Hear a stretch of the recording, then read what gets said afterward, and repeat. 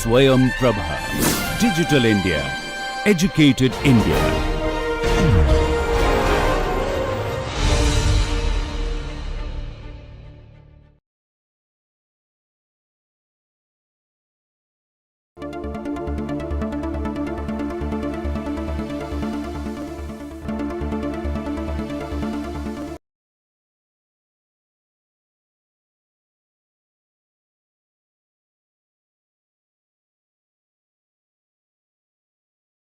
In last few lectures, we have been seeing the instability in rotor system. Today, we will take up another kind of instability, which is called steam whirl, and we will see how also the seals can give instability into this. So, basically this steam whirls will find that will be present when the turbine is having very high pressure. So, is mainly occurs in the high pressure turbines, and basically it limits the how much we can able to generate the power in a particular turbine. So, the steam whirl generally limits the how much maximum power we can able to generate in a turbine. So, with a very simple model, we will try to study this steam whirl and also how the seals can able to introduce the instability into the rotor system. Before that, we will introduce these seals, various type of seals used in the rotor between the rotating part and the stationary part, and then we will with the simple model try to see how this can stabilize the rotor system. So, basically in this we will be dealing with the instability in rotor due to steam whirl or and due to the seals, and basic concepts we will introduce of these two terminology. So, let us see the dynamic seal. So, in rotors we will find various kind of seals, like there is a rotor which is rotating about its own axis. This is the this is stator, and basically this is seal which is provided generally to stop or to minimize the flow of the working fluid or the lubricant from one end of the shaft to another one. So, here simple cylindrical shape is there of the seal. Generally the seals are having larger clearance as compared to the bearing. So, in this hydrodynamic action is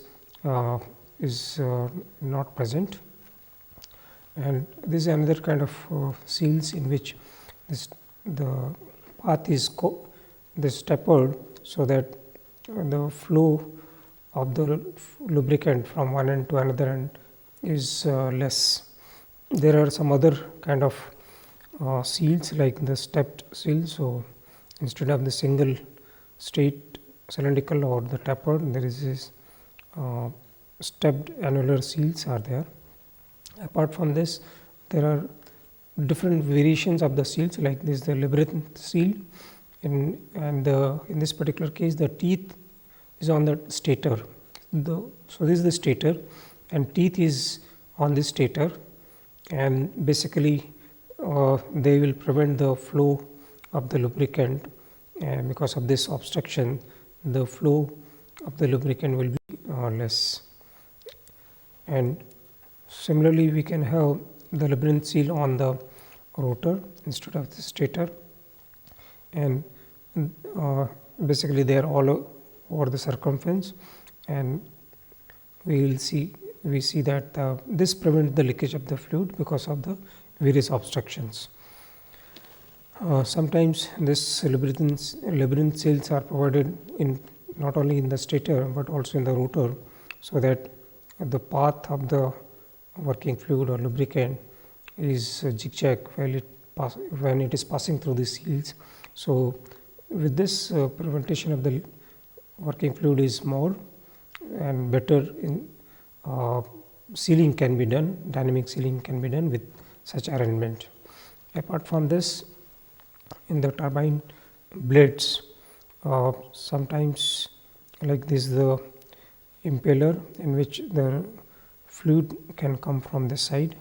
So, to prevent the leakage of the fluid from coming from this side, some kind of seals are provided so that the leakage is minimized in this particular case. So, fluid is coming like this, and we want to prevent the leakage through this, because this is a rotor and this is the stator. So, there has to be some clearance between them, and we do not want the lubricant to flow in this direction. So, this prevents the leakage of the fluid. This is another thing. You can see this is the rotor tip, and the fluid may pass through the gap between the rotor tip and the stator. And to prevent this, some kind of slots are provided at the tip of the rotor. So, you can able to see the slots, and is similar to the labyrinth seal, and it prevents the leakage of the fluid from the tip clearance. And this is generally required so that the leakage, the steam or working fluid should not take place at the tip, because that will be loss, because it has to pass through the blades. And this is the, if we see from the top, this slot cross section is like this. So, you can able to see there are veins also at the top. So, classical tip slots design which gives better stability of the system. So, basically the seals and these slots, they provide some kind of instability, and we will try to study in the present lecture this kind of instability. So, with this small introduction to the especially seals, dynamic seals and the shrouds, now we will try to see how we can able to understand the steam world in a rotor system. So, basically the steam excited whirl of high pressure turbine rotors is caused by blade tip shrouds and shaft labyrinth seal forces, and by steam flow forces on the blades. And the seal whirl forces is destabilizing for some condition and stabilizing for other conditions. The problem of steam whirl is one of the technological limit that now prohibit the development of power generating turbo machinery substantially below 1 gigawatts. So, due to steam flow, self excited vibration developed at high load in the form of stable limit cycle that at even higher loads deteriorates the chaotic vibration of the of high amplitudes. So, let us see the equation of motion of a Jeffcott rotor, and in which the steam whirl is taking place. So, for that this kind of equation of motion is valid. So, you can able to see the first 3 term is belonging to the rotor, but this is due to the steam whirl. So, basically steam whirl stiffness is coupling the y direction equation of motion with the x direction equation of motion. And if you see the y direction equation of motion, here the stiffness is negative. So, that means you can able to see, because of the steam whirl we are getting the cross coupling, also the stiffness matrix become asymmetric, it becomes skew symmetric. So, basically if we put the stiffness matrix in the form of matrix, we will find is a skew symmetric stiffness matrix like this. And it should be noted that the steam whirl force gives the cross coupled restoring force, and the stiffness matrix becomes skew symmetric. Now, we will try to solve this equation by in the form of complex displacement, which we have defined as x plus jy. So, with this we will multiply the second equation by j and add it to the first equation. So, you can able to see that the first term will be simple, ms double dot plus c s dot. So, this is the first 2 terms will give this, and then this kx and k, this kx and ky will give us this, then ksw, that is for steam valve, x plus minus ksw j y is equal to 0. So, if we multiply this by j and this by, so basically we will get equation of this form. This is x, and now these two quantity we can able to see this SW is common.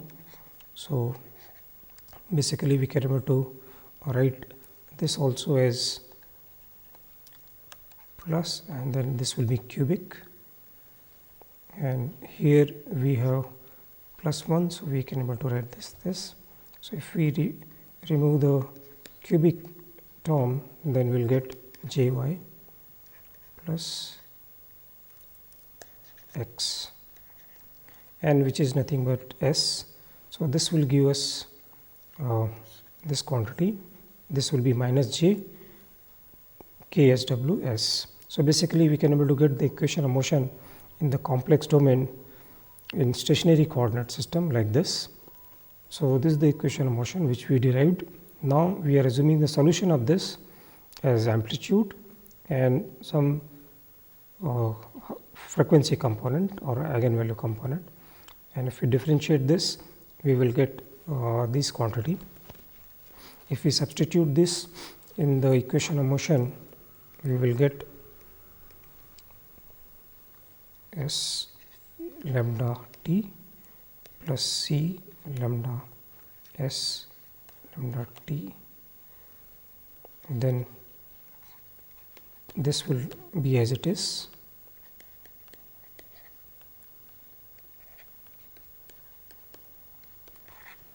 And now you can able to see s lambda t is common, so that will go out and we will left with this equation.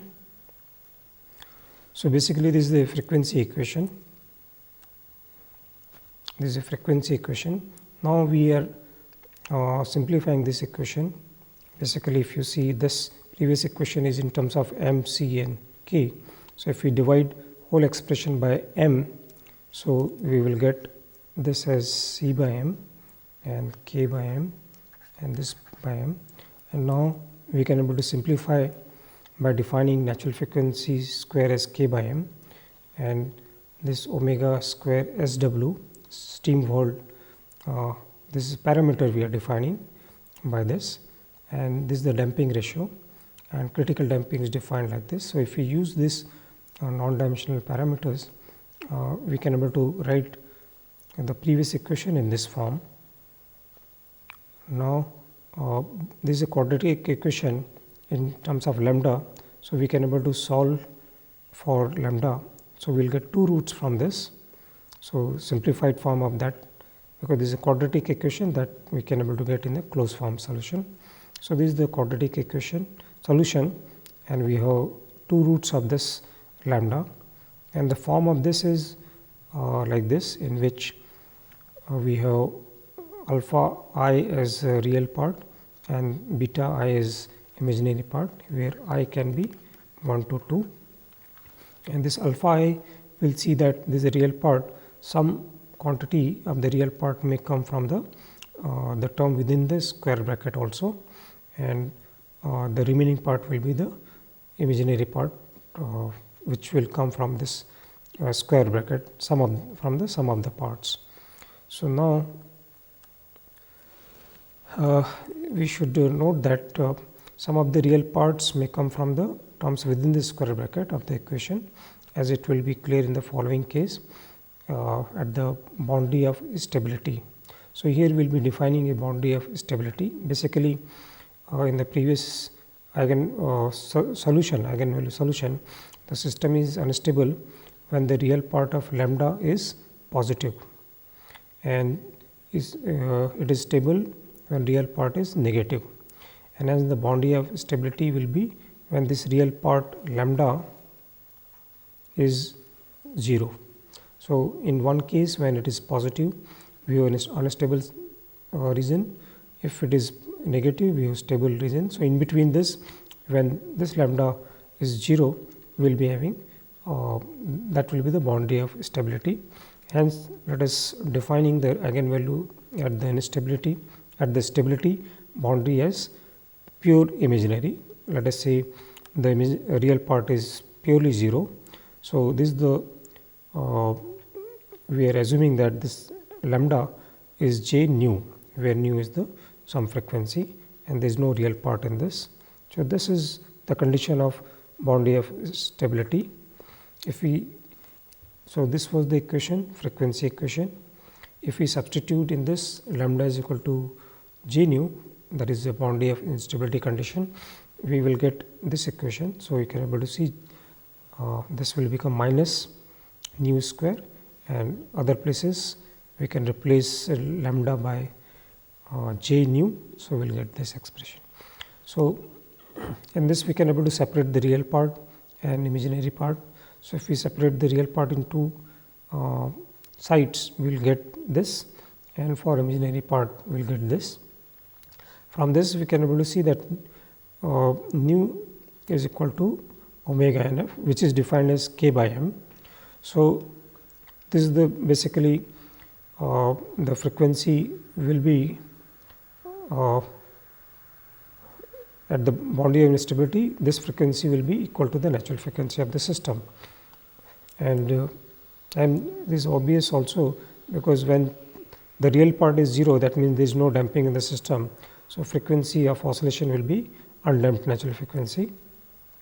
And from the second equation, this second equation of the imaginary part, we will get this condition, which we can able to write like this. If we express this in terms of k and m, and this will be k s w by m, and this will be k by m. Now, the roots which we obtained earlier, so in that this was the roots in which we had the real part and imaginary part, but now we are substituting the condition of boundary of stability in this. So, that here we are substituting condition of boundary of instability, that means this condition. So, if we substitute this here, we will get this, and if we simplify this, finally we will get this expression. So, you can able to see when we have positive quantity here, then these two parts are cancelling each other and the real part is 0. So, that was the condition of instability, but when we are taking the negative, then the real part is imaginary, that is giving a stable solution. So, one of the root gives the boundary of instability and another is giving the stable solution for this.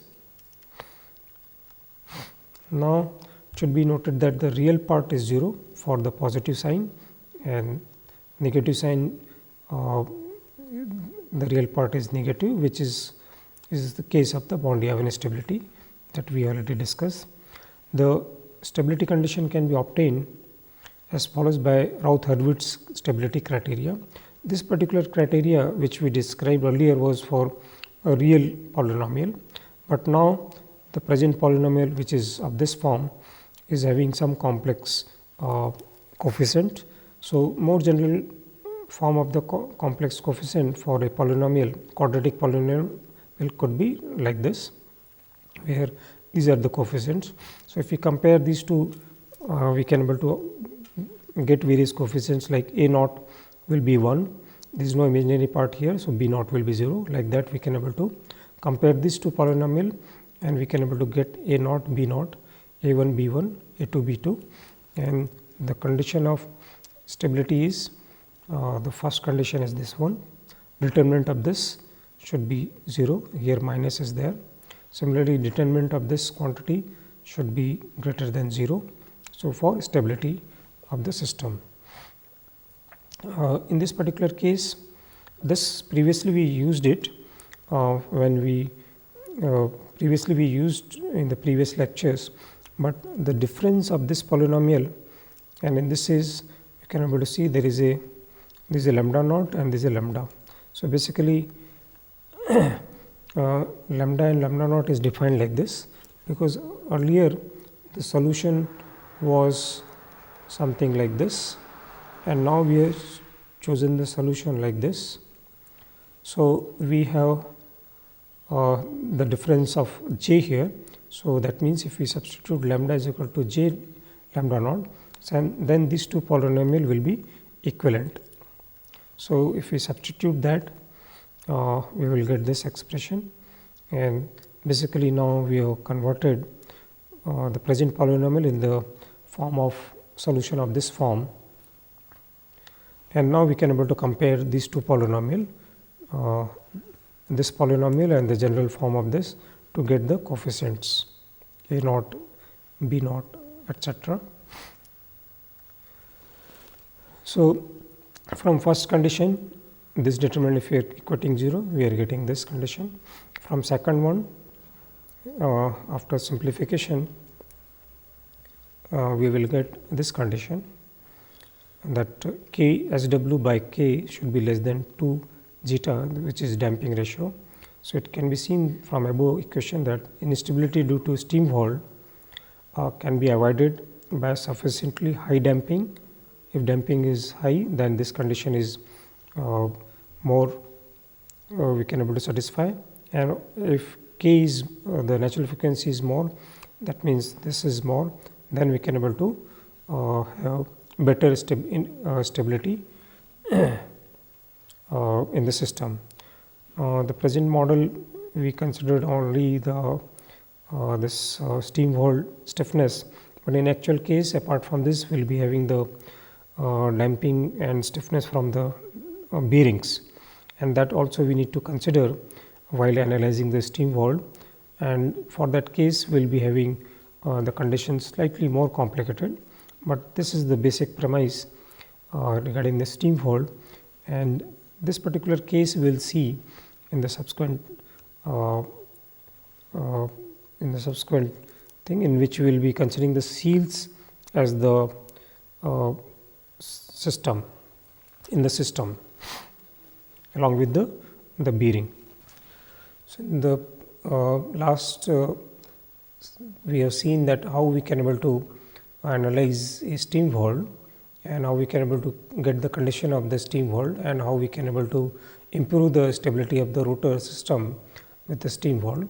Now we will take up a case of a seal along with the bearing in a rotor system, and in this particular case we will try to get the condition, but we will see that the expressions will be more complicated to analyze as a general, but for a very specific cases we can able to analyze that particular system. So that means we will take this kind of rotor system. We are considering only the translational motion, and these are the bearings, and they are symmetric, and seals are also symmetric. And for equation of motion for this system, we can have like this. So in this, basically this is the mass coefficient of the seal. So seal direct coefficients of the mass. These are the damping coefficients of the seal, direct one, and these are the cross coupled one. Cross coupled you can able to see this skew symmetric is there. Similarly, this SD, this is seal direct coefficient of the stiffness, and this is the cross coupled seal coefficients. Now other parameter like M, C and K, they are coming from rotor and the bearing. Bearing, in this particular case we have taken simple direct stiffness or direct damping and direct stiffness. We have not considered cross coupled stiffness and damping. Only these couplings are there in the seals or damping and the seal stiffness, because we want to analyze this particular seal parameter in more specific case. These parameter of the seals will be there generally when the speeds of the speed of the rotor is very high, otherwise these parameters can be ignored. So, those two equations which we had in the matrix form, we can able to write in a complex displacement S by defining S is equal to x plus j y.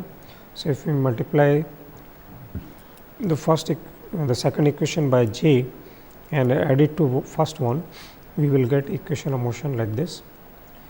So, we already seen how to take care of some terms which are having y plus j x kind of term. So, we will get complex coefficients for such cases. So, this is the equation of motion for that case. Now,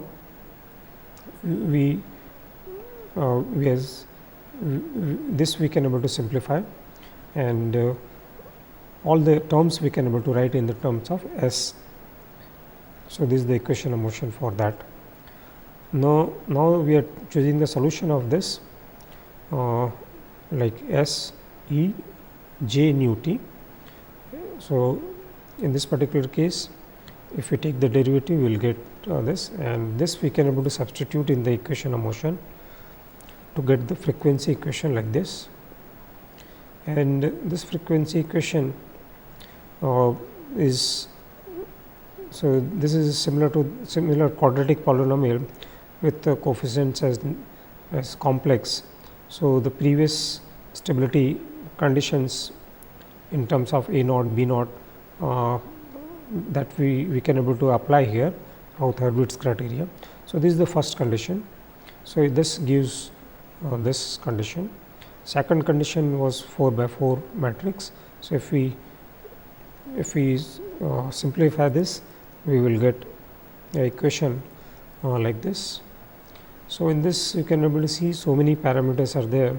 So, it's not easy to interpret which parameter will govern what, but this is the general expression, and if we have the values of this, we can able to see the stability of the system clearly. So, for a special case like if we substitute the mass coefficients of the seals and also of the damping coefficient, and this is equal to 0, then equation of motion and condition of stability reduces to the case of the steam hold. So, similar to the steam hold case will be there if we take in this particular example this coefficients as 0.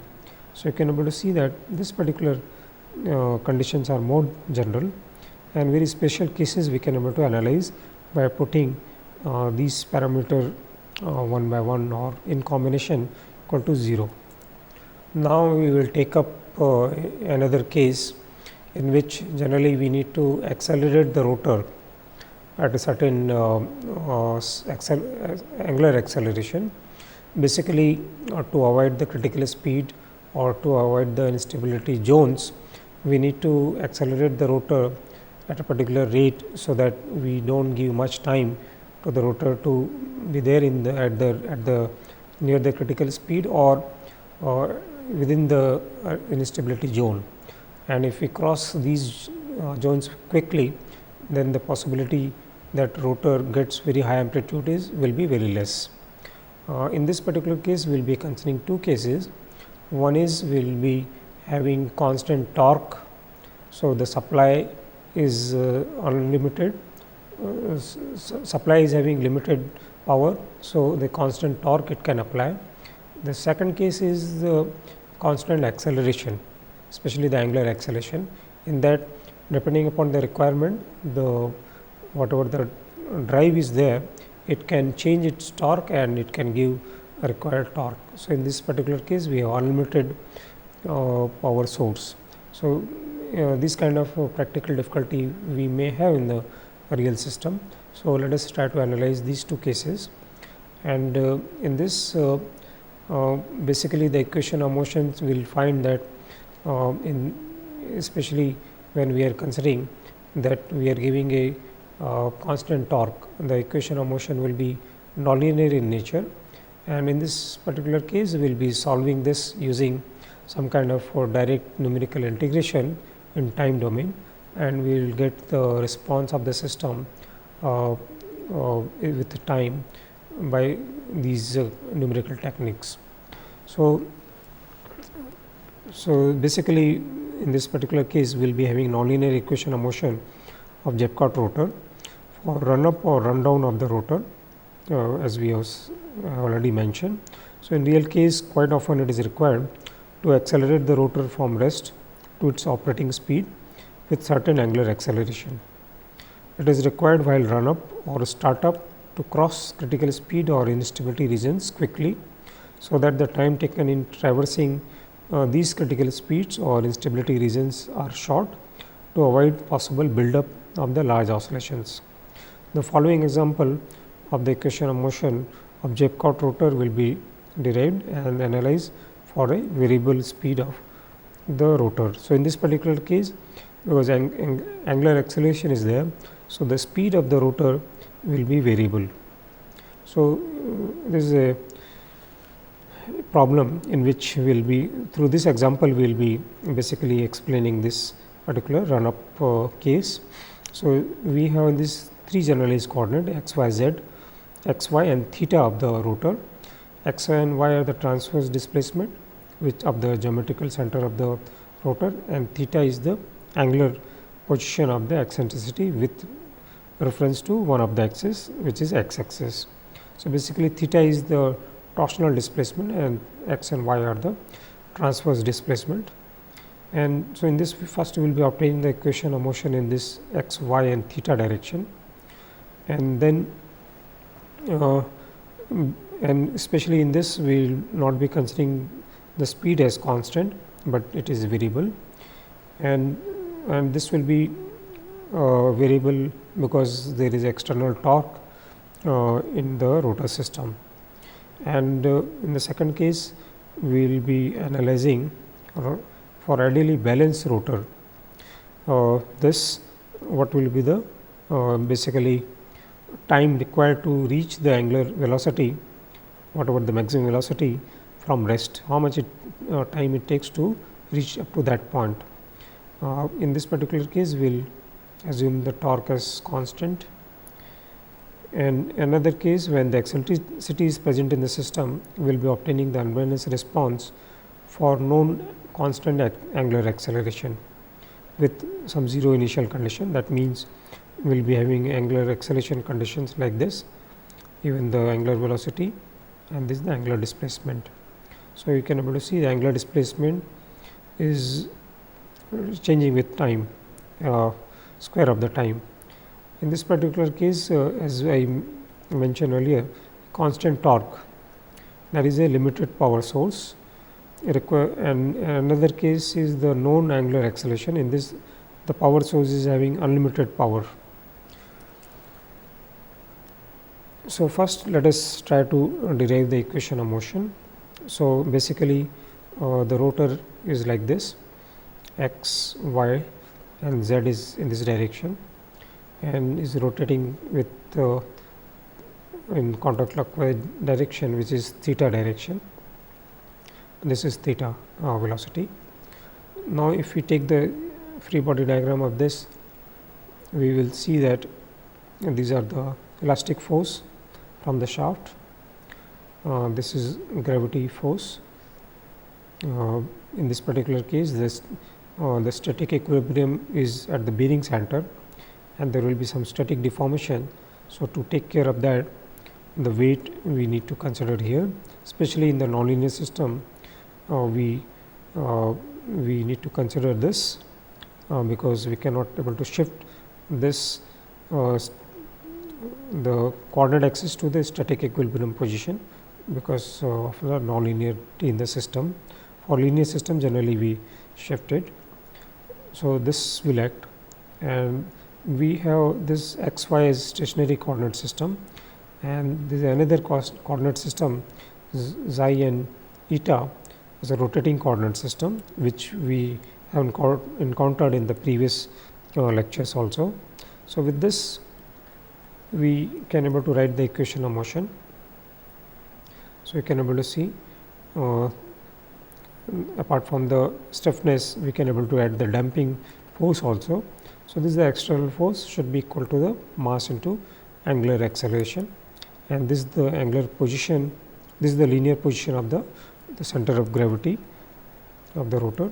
So this is x and E, this is the eccentricity E, this is the center of gravity. So, E cos theta.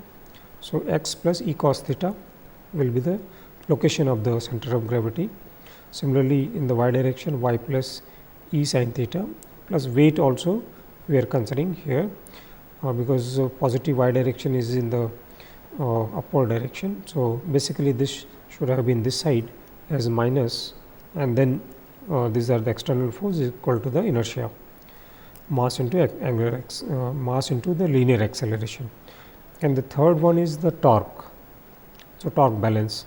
So, in this you can able to see in, if you are taking moment about this.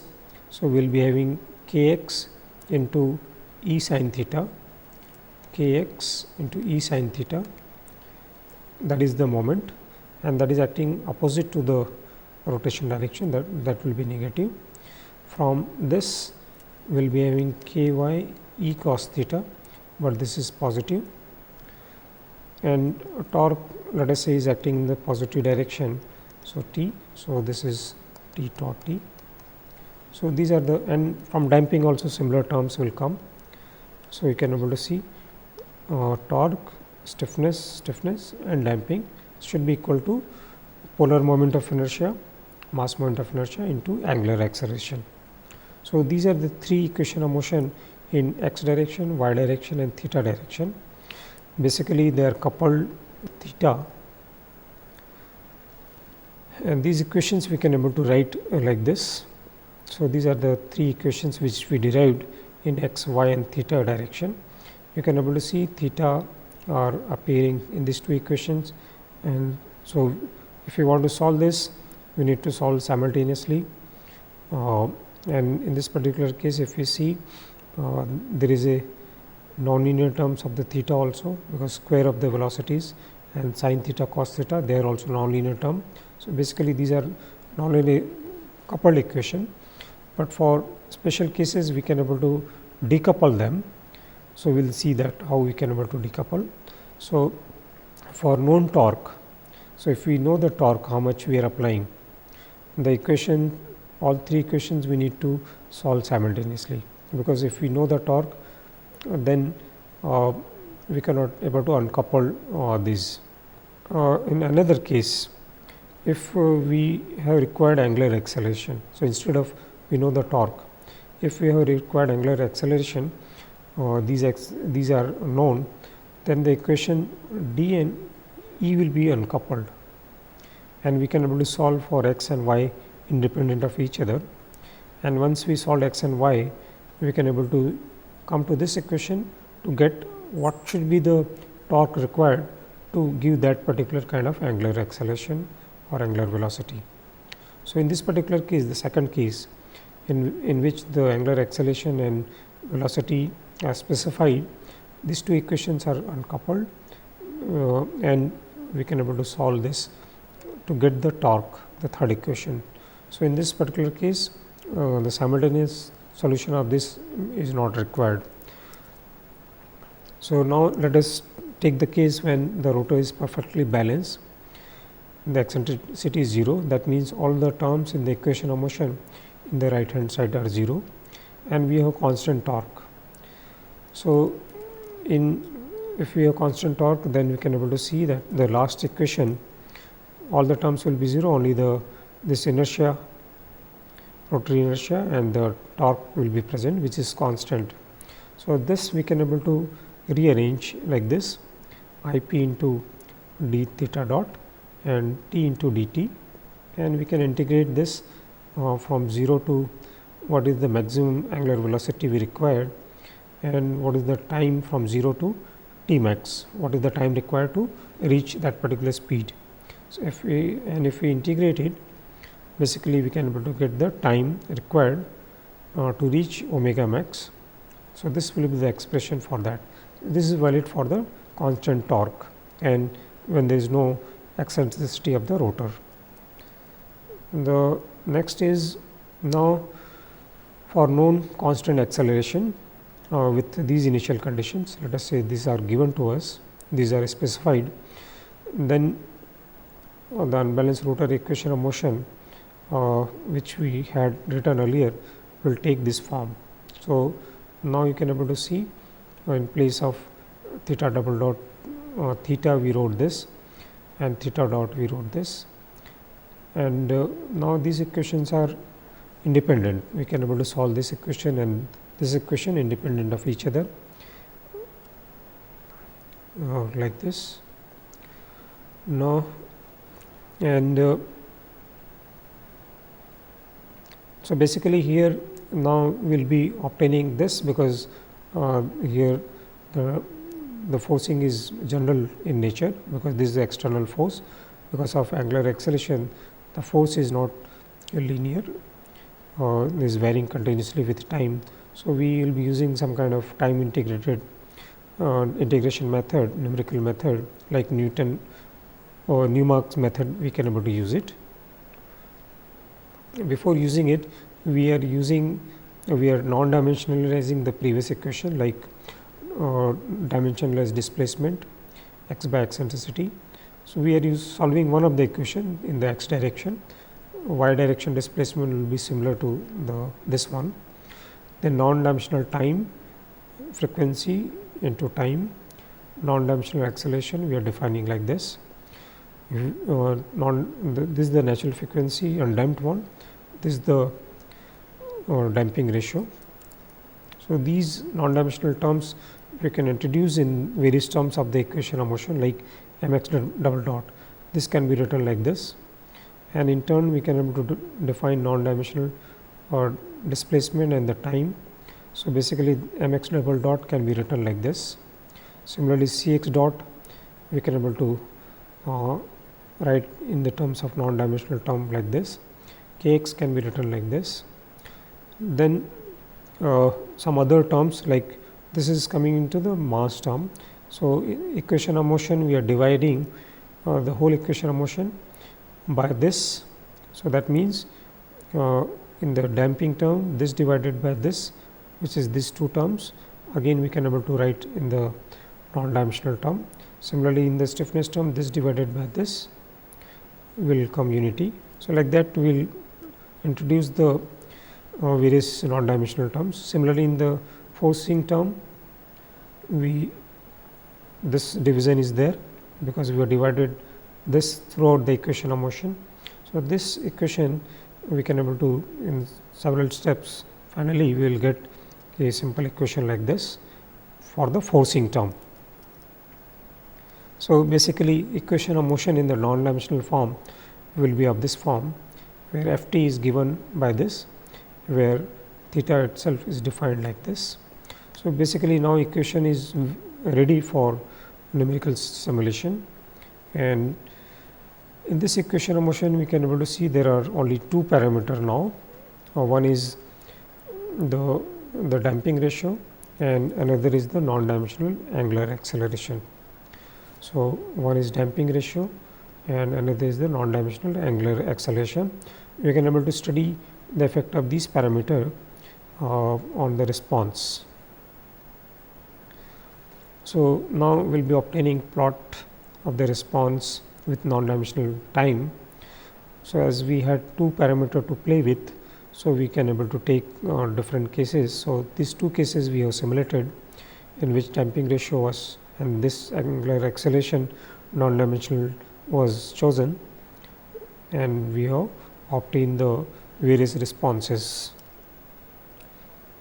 So, this is a typical non-dimensional displacement x prime with non-dimensional time. So, we can able to see with time how the response changes. This is for one particular case. In this particular case, again this behavior is there because there is a angular acceleration of the rotor. This is the transient velocity in place of displacement. Velocity is there. This is the basically plot of the x and the x dot. x prime and x prime dot. So, this is a phase plot, transient phase plot. So, when resonance is approaching, you can able to see that gradually the amplitudes are increasing, and once we cross the resonance, this is a terminating resonance. So, it is coming down. This is the steady state response with time for particular frequency.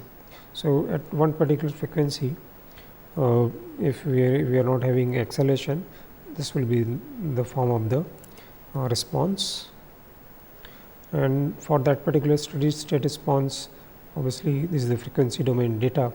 So, the peak will be there corresponding to that particular frequency. This is the overlap the transient and the steady state response with frequency. So, you can able to see this is in the semi log case. So, this is the case with without transient, and with acceleration, angular acceleration, we overlapped these two responses in one for comparison purpose. And this is the non-stationary response with angular speed. So, how the amplitude x is changing, x prime is changing with angular speed. So, you can able to see this is the resonance. After that, there is a this kind of non-transient behavior. This is for the another case. Similar plots are there for different damping and angular acceleration. So, this is for velocity, this is for approaching resonance, this is for terminating resonance, this is steady state. Just for comparison, we have made the steady state response also.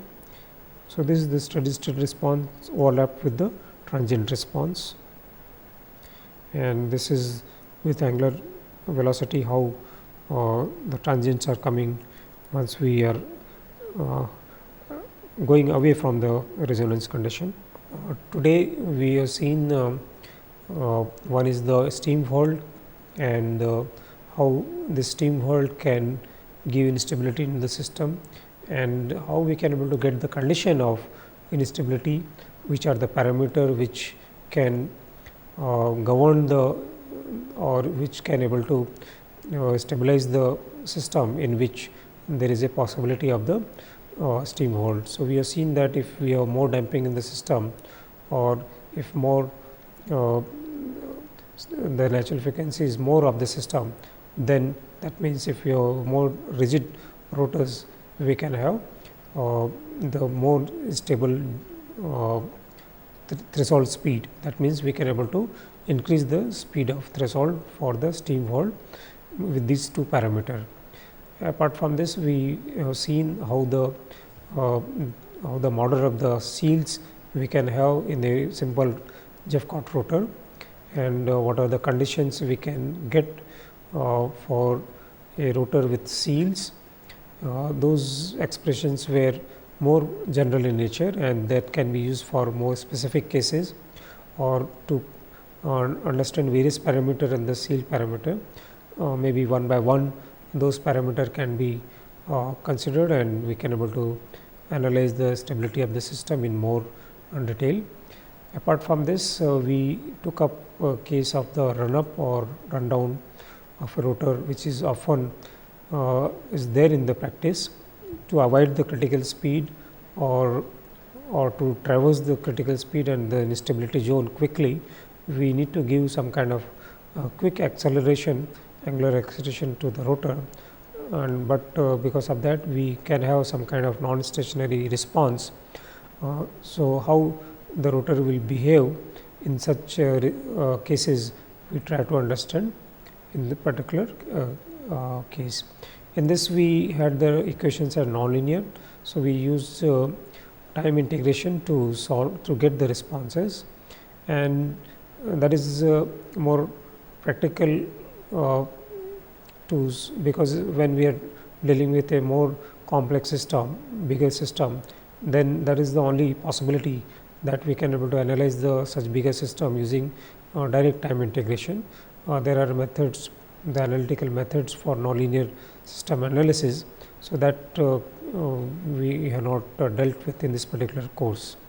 So, in the subsequent lecture we will see some more cases of the instability, and we will try to see how these can be analyzed more effectively, especially for large system. We will take up some case in which the large system with fluid film bearing instability, how we can able to check.